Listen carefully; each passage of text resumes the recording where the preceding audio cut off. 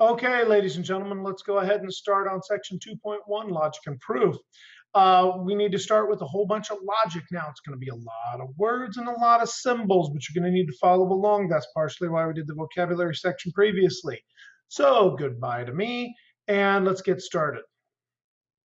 Okay, so what we're going to deal with is we're going to deal with logic and proof, and logic and proof deal with statements. So for example, if I wrote the statement P, I like ice cream. That is a statement, okay? And we're going to call that statement P. We could have called it statement one. We could call it whatever we want, but right now we're going to call it statement P. And now let's talk about statement P. The statement could be one of two things. It could have a truth value of either true or false. Now, you people have met me. I think we're all quite well aware what the truth value of the statement I like ice cream is. It is true, people. But the thing about it is there are other people in the world that do not like ice cream. My daughter does not like ice cream, so for her it would be false. So you have the statement, and that statement has a truth value, and that truth value is either true or false. So statement, truth value, true or false. Now we can make more statements. I can make another statement. We'll call it statement Q. And it says, I like strawberry. Now that is another statement, and that statement could have its own truth value. It could be true or it could be false.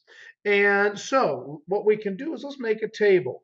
If I have option P and I have option Q, and I could have different values for truth because I could either like ice cream or I could not like ice cream.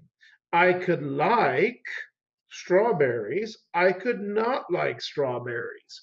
But in this case, if I were to make the statement, I like, if I like strawberry ice cream and I like strawberries, I could make the statement P and Q. And that means that I like ice cream and I like strawberries. And so I like ice cream and strawberries. That statement together is true.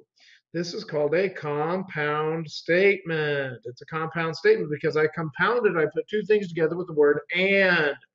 Now, in this case, it says, I like ice cream and I like strawberries. But in this case, if they're false and false, that means I like ice cream and I like strawberries is a false statement because for a compound statement to be true, both pieces have to be true. In fact, neither one of these pieces is true.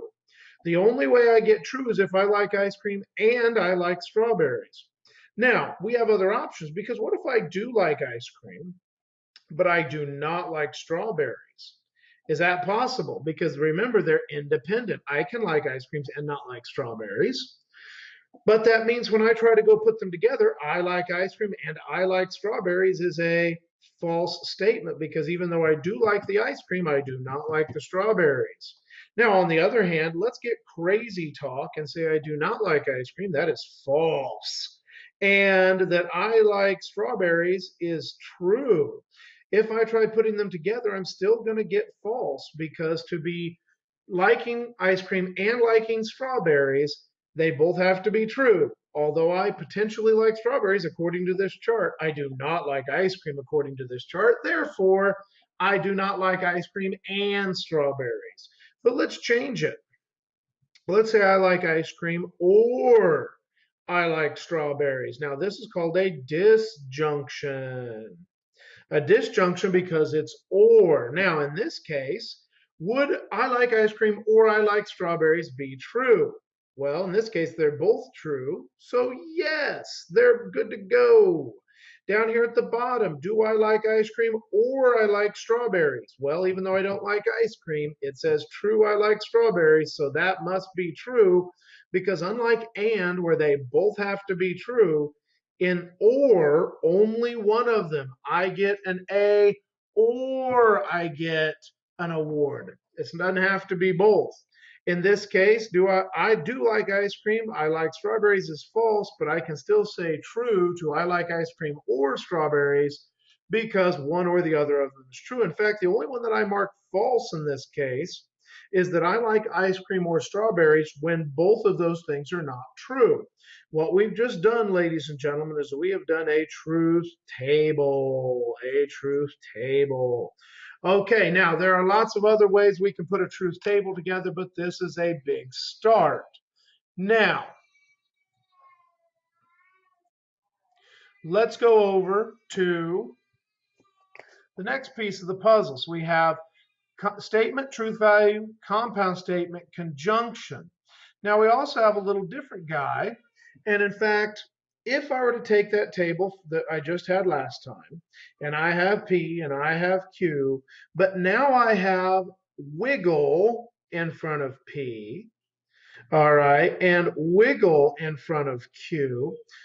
The wiggle means not. So in this case, if I like ice cream, that's true.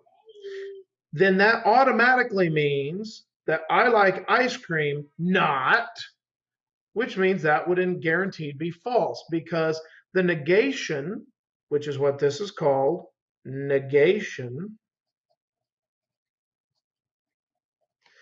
automatically reverses whatever its original statement was. So if P is true, then not P would have to be false. If, on the other hand, Q is true, then not Q has to be false. But let's say I say something as follows. I do not like apples. Well, I do not like apples might be something like this. And so if it is true that I do not like apples, that means the statement I like apples must guaranteed be false. So if P is true, not P is false. If not P is true, P has to be false. They have to be reverse of one another. So therefore, if I have a true under not Q, then I have a false under not P. Okay? And the key word here is not because it reverses it. So if I have the statement P, I like apples. Not P is I not like apples. Now, yes, it's not grammatically correct, but my point is I kept it entirely the same with the exception of not. Hopefully you would be smart enough to figure out that you probably need to put the word I do not like apples. But that's the idea. So we have P, we have not P. Now, we have and. Remember, and puts both things together. And the symbol we can use for and is this little caret. If I have or, that means one or the other. You have the caret pointing down. So it's and an or. That's going to come in handy when we start talking about Venn diagrams. Now, if we talk about a Venn diagram is simply a visual way of representing groups or sets. So let's take a Venn diagram in this case. And let's say that we have people that play sports. That's over here. And here we have people that have jobs. Now, in this case, we have play sports, have jobs. We have some people that may play sports. That would be P. Okay. And those people in P, they're in here. Now, this would also be an area of P. But not only is this P, over here, if this is jobs, have job, that means people in this area also have jobs. So the people in the middle have play sports and have jobs. So they play sports and have jobs because they're in two circles at once. Now, this is jobs. This is jobs. What means is anybody over here is not jobs. And anybody over here is play sports, play sports. But these people over here, not play sports. So the only place where you have not play sports, and not have jobs would be outside the circles altogether because they are not included in the play sports. They are not included in the play jobs or have jobs. And so now we have some basic Venn diagramming.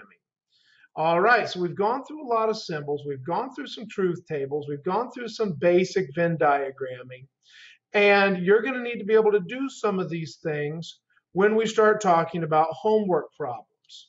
So take a look and let's start moving on from here.